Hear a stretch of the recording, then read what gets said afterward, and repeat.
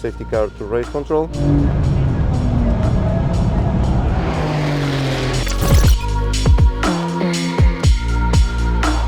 Hi, I'm Anthony Davidson here with a new episode of FIA Insights, and today we're going to be looking at the safety car, all the rules and regulations behind it.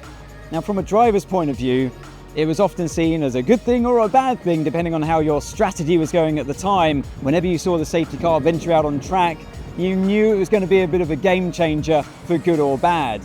But it says it on the front of the car, safety, that's what it's there for first and foremost. To help me through this explainer, we're going to catch up with some of the people behind the scenes who come up with the rules and regulations and who implement them when time is critical. So Eduardo, we've got the safety car here behind us, beautiful machine. Two of them. Two safety cars. First of all, why do you have two safety cars? Well, in case something goes wrong with one, we have a spare one.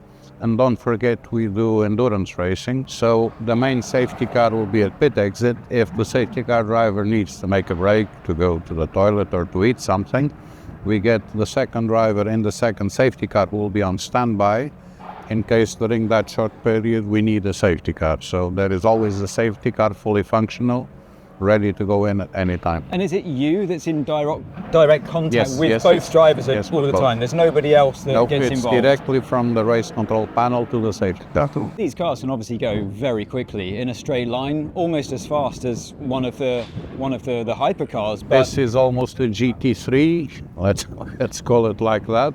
They are performant. Both drivers who drive them are quite good. I trust them a lot. And they also give me a lot of feedback on the track. If we had an oil spill, if we need to clean more or not, they give me feedback if the debris were properly removed. They are good on that, and for me that's a good source of information. It's not only a neutralizing tool, it's also a tool to give us information in race control. in terms of neutralising a race, therefore, as race director, what tools do you have at your disposal? We have the full course yellow, which is more dedicated for very short interventions. The idea is if we have a tire, a mirror, a piece of debris on track where we can be quick, we go through a countdown, we neutralize, everyone drops down to 80. I say on turn 16, bear right or bear left, or several turns. The marshals go in, they pick up what they need to pick up, we go a countdown, we go back to green. During that period, pit entry is closed. Second way of neutralizing the race is going through a virtual safety car.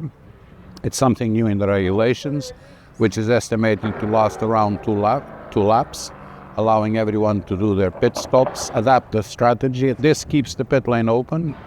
Then after those 2 laps, I put the safety car on track and off we go.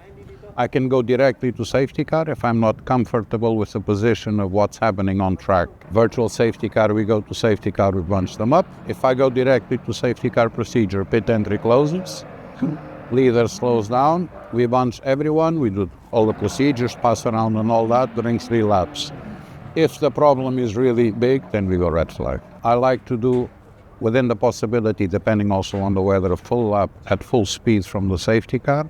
That allows the drivers to build up tire temperature, brake temperature. If they did a pit stop and change the driver, the new driver going in can get the feeling of how the car is handling fast.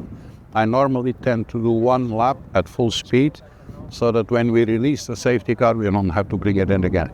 And finally, just to wrap up, people often see the safety car as a entertainment factor of the race. It's by no form a mean of entertainment. It's not a tool of entertainment at all. It's a safety tool that needs to be respected and used with moderation.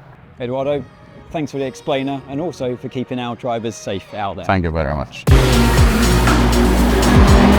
Well, I'm here now with Clement Hougon, the ACO Deputy Competition Director, to explain the specific details of how the safety car is used at Le Mans.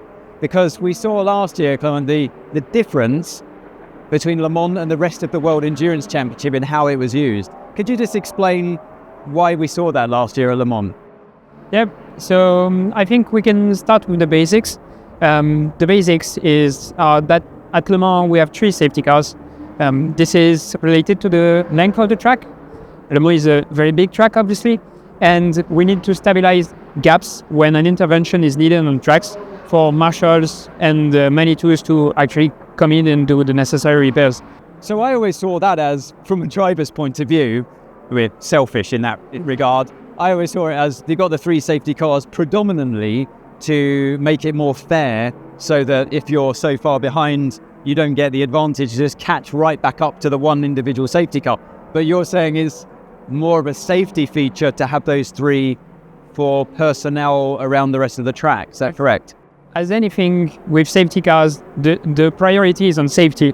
So primarily it was about safety and about creating gaps on tracks, safe gaps on tracks, so the marshals can come in without having to wait for the full length of a lap before coming again on track. Clement, thanks for that explainer.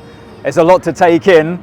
I'm sure the fans will be a lot more informed now when they watch the championship this year, and also specifically Le Mans. So thanks for explaining it to us in such great detail.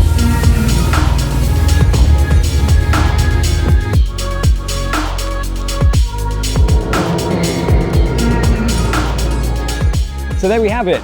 Everything you wanted to know about the safety car and how it's implemented during a race or free practice session. If you found this interesting today, hit the like and subscribe buttons and leave some comments underneath as well. Let us know what you want to see, and hopefully we can bring that to you in the future. Thanks for watching.